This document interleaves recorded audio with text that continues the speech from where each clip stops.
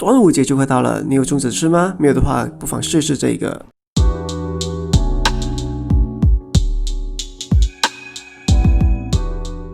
咸蛋糯米饭。如果你又想吃粽子，可是又没有粽子的话，不妨试试这个方法吧。先把糯米洗干净，然后浸泡隔夜。这个目的是要让糯米充分吸收水分，这样能够蒸得比较熟透一些。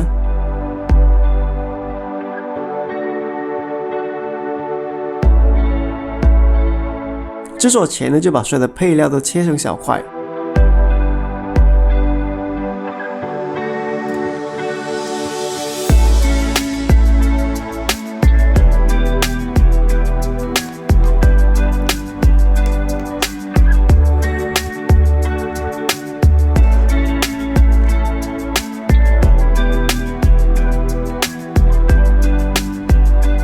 糯米方面把水沥干，然后加入老抽，没有老抽的话可以加入生抽，想太咸的话可以使用晒油，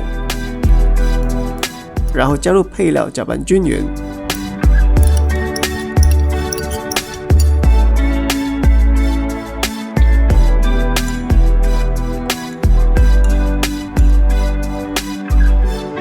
咸蛋方面呢，就撬一个小孔，然后把里面的蛋白呢倒出来。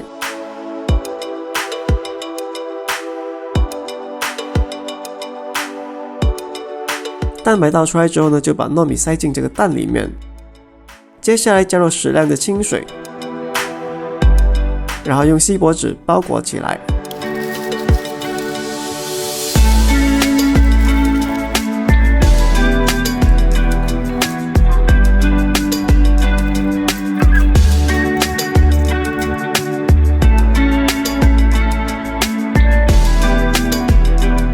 包裹完成之后呢，就把它放在蒸锅里面，用中小火蒸40分钟。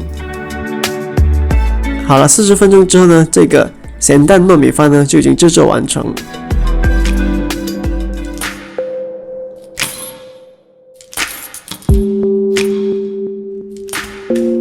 大家可以看一看这个咸蛋糯米饭里面是怎么样子的。